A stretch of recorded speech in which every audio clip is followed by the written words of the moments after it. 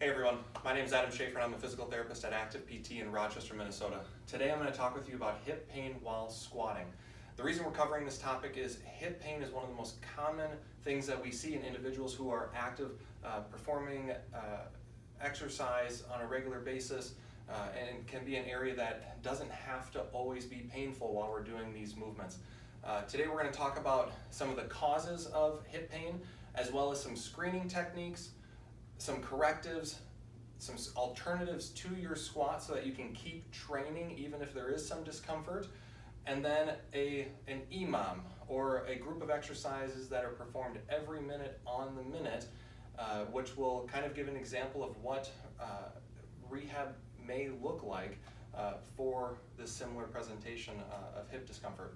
So kind of starting off, again, when we squat, in some cases people will experience some groin line discomfort in the front side of the hip, and that's one of the most common areas that we see.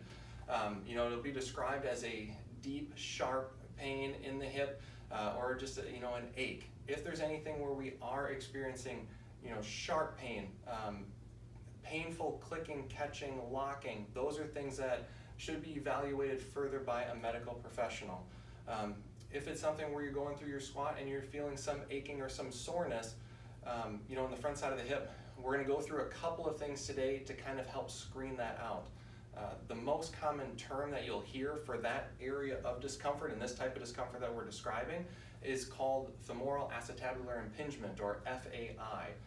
There's a couple reasons that you can see this. One is structural, meaning that either the hip socket is too shallow or it is too deep. Those would be things that would be determined more so on an x-ray. But for our case today, we're going to be discussing more functional impingement, which can be the pinching in the hip that's due to either stiffness in the hip, stiffness in other areas, or impairments in some of our core mobility or core stability that can lead to some of this discomfort. So as we kind of preface to, the ankle stiffness is one of the main reasons where people will feel this pinching at the front side of the hip. The reason for this is our body is interconnected, and if there's limitation at one area of the body, the other joints, either up the chain or down the chain, may take the brunt of that. So if there's stiffness at the ankle, what you'll tend to see is that people will not be able to let their knees go past their toes, which, as long as there's no history of knee discomfort or a medical condition in the knee that would limit this, squatting and letting your knees go past your toes is actually safe for us to do. And it's actually beneficial, especially if our goal is to hit a full squat below parallel. So again, if we're seeing that the knee is not able to go past the toe, what we end up finding is that we have to bend forward a little bit more. When that's the case, that's where you can run into some of that pinching in the front side of the hip. So one of our goals is to try to assess and see, can we improve that, which we'll go over the screening test for that here now. So the way that we would screen for ankle stiffness is we would actually take our shoe off and we would go to a wall, put the edge of our hand against that wall and put our toe up to the other edge of our hand. From there, we're going to keep our heel on the ground and we're going to try to touch our knee to the wall. If we aren't able to get our knee to the wall, what that tells us is that there's some restriction in the ankle, and it could benefit from some mobility work, which again, we will touch on. So again, to take a look at this technique, we will put our hand again against the wall and our toes right up next to our fingers. From there, we keep our heel on the ground and then we try to get our knee to the wall. Now again, here, I can get my knee to the wall. I'm getting some help from my shoe, which again will help with that. So that's where it's really important to do this with your shoe off to get a true test on there. Now we want to check this on both sides to make sure that we have good mobility on each side, because we can see some compensations that develop if there's some asymmetry there. So that's the first cause. The second cause is actually some stiffness in the hip or excessive mobility in the hip. So for our purposes here today, what I want to take a look at is the next screening test, which would be to address the hip, which is called a scour test. This test is designed to show you where are you going to have the most motion in the hip. As we know, our hip is set up like a ball and socket joint, where the leg bone or the femur is sitting inside of that socket or that acetabulum. Everybody's hip is built differently, and what we know is that not everybody squats the same. Not everybody can squat with toes straight forward at shoulder width apart. In some cases we have to adjust how we're positioned, and that's what this test is going to take a look at. So what we do is we actually lay on the ground, and first what we're going to do is just bring our knee up towards our chest gently, okay, while keeping the back flat. From there, we're going to move our hip around to find what the most comfortable position is. So from here, we bring the knee up towards the chest, and if we feel a little bit of a pinch there, go ahead and move that knee out to the side just a little bit until we find where the knee is bending, or the hip is bending the furthest. Your knee can get the closest towards your chest, and there's the least amount of discomfort. From there, that's the position that we ideally want to squat in. So we would check this on both sides. So in my case, again, I get a little bit of restriction here, and it doesn't want to go much further. As soon as we move that hip out to the side, I'm able to go quite a bit deeper, which tells me that I need to move my, I need to rotate my feet out just a little bit to help with that optimal position at the hip. The third thing that we look at is actually core stability, and this is something that we will look at through video analysis, which is a service that we offer with one of our lifting specialists, with either Courtney Hilmanowski, Woody Lucas, or myself. And what we do is we take a look at our position while we're squatting. In some cases, if the core muscles, the anterior core, which really is, again, from our chest down to our knees, really, if we're seeing that there's some room for improvement with our core stability, what you're going to see is people kind of hang out in this arched position here. As soon as we arch that back, what we tend to find is that as we go to squat, that hip pinches early. So one of the things that we look for in the video is to make sure, can we keep a nice neutral spine and think of keeping our ribs down. So again, having a nice strong core as we're doing a squat, especially as you start to load it up with weight, is going to be extremely important. So those are the main causes for hip impingement or pinching at the hip, and some of the screens that we would look at for it. Now, if we are seeing some of the pinching at the hip, we're going to go over two different techniques that can be beneficial to kind of get us started on the right path so we can start squatting pain-free. Now, the first one here is called a banded hip mobilization. What we'll do is use one of the moderate to heavy mobilization bands or pull-up assist bands that are located at the majority of gyms in the area.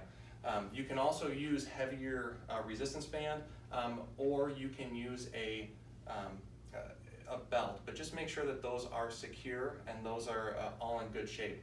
If you're using a band, making sure that the integrity of the band is adequate. So what we're going to take a look at with a heavy resistance band, what we do is we take and step into the band and we pull the band up to our groin line.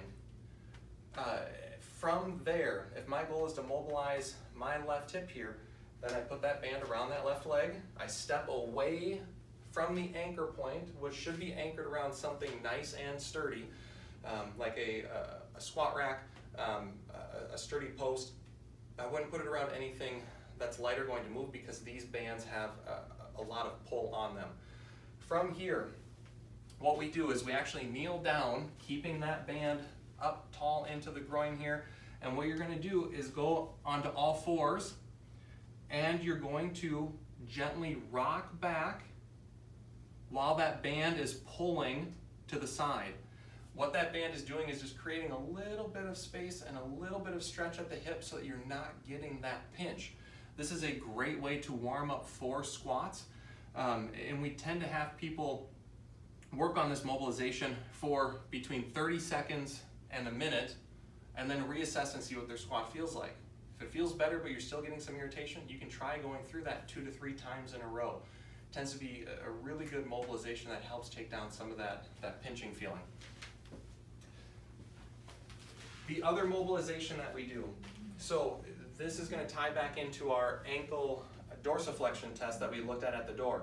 If you weren't able to get your knee to the wall, then you're part of what we call the tight ankle club, which I'm also a member of. When we see that, we want to work on mobilizing the ankle. Now there's 2 different ways that we would mobilize the ankle, and it depends on what you feel when you do that test. If you can't get the knee to the wall and you feel a pinch in the front side of the ankle, then we want to get into a mobilization for the ankle. So what we actually do is take a light to medium pull-up assist band, and you would actually wrap that or step into it and put that on the front side of the ankle. So again, it's looped around the front of the ankle here, and you're going to put a little bit of pressure on the bone in the front side of the ankle, right at that ankle joint. Just gentle pressure. From there, you're just going to rock forward and mobilize that ankle here. Again, you should not have any increased pain as you're doing this. This should help resolve some of the pain. We look at doing about 15 to 20 of these, or you look at 30 seconds of doing this mobilization. And we should see that this helps with our ankle mobility. So we go back and recheck that test to see, has it improved our symptoms? Conversely, when we look at our ankle dorsiflexion test, and if you just felt a stretch in the back side of the ankle, then it means that we've got to improve some of the flexibility of the muscles on the back side of the hip, or the back side of the calf. And in order to do that, one of the best ways to do this is to actually take a weight, a fairly heavy weight, and we look at between 50 and 90 pounds in some cases people will use, but that's going to vary person to person. And what we want to do is sit on a chair, and ideally sit up on a little bit higher of a chair here, slide the ankle back until you start to feel a stretch in the back side of the calf, and rest this weight on top of it. You're going to hold that stretch for about 1 minute to 2 minutes. This is one that we want to sit and let that ankle stretch. This is a good one to do as part of a routine after our workouts, and even as a way to kind of get the ankle mobilized before a day where you're going to be doing some heavy squatting. So again, the big part of this is that we should feel a big stretch in the back side of our calf as we get into this position here. And again, this weight should be enough that it really forces that stretch here, but it should not cause any increased pain as we're doing that here. The other thing that I wanted to address today is some alternatives to squatting. If we're having pain with squatting, it doesn't mean that we shouldn't squat at all. There's a lot of different variations that we can look at. So if, for instance, if we're seeing that we're doing a high bar squat, or if we're doing powerlifting and we're doing a low bar squat, we may have to just adjust the type of squat that we're doing in order to still achieve the stimulus that you need to keep training, but avoid some of that pinching in the front side of the hip. One of the main things that we go to in rehab, and even when a hip is flared up and we want to continue to train, is to just substitute out some of our front squat or our back squats, either the high bar position or low bar position, and substitute that out either for a goblet squat or front squat. Now, one of my favorite ways to do this is to actually combine a couple of techniques. So what we'll actually do is either use lifters, if there are individuals who are using heel lifts or like Olympic lifting shoes, you can use those to help compensate for some of the lack of ankle mobility in order to keep us more upright with our squat, so we're not getting the pinch. Another way to do that is to take one of the mobility, if there's a PVC pipe in your gym, and you can take and place your heels on top of that PVC pipe so that it doesn't roll out from underneath us. Find our position where, again, when we go back to our scour test where we looked at what position felt the best, we want to mimic that position when we squat. So what you can do, instead of doing your back squat, you can do your goblet squat where you hold the weight out in front of you, your heels are raised, my toes are out so that my hips are in a good position, and then you can work on sitting straight down, coming back up.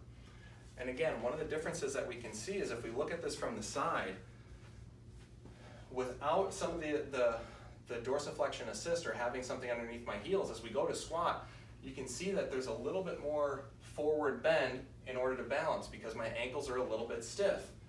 But when we actually add the assist underneath here and raise those heels a little bit, we can sit down a lot easier and keep that back straight, which is going to allow us more range of motion before we get the pinch at the front of the hip.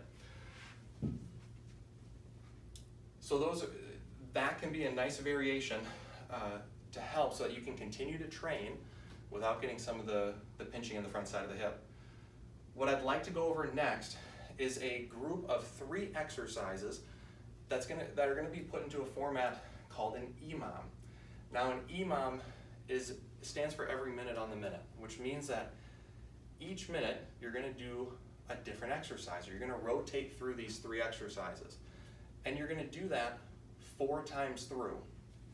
So the first exercise that's going to be included in this group is this exact squat that we just talked about. So it is a tempo goblet squat with your heels elevated, okay?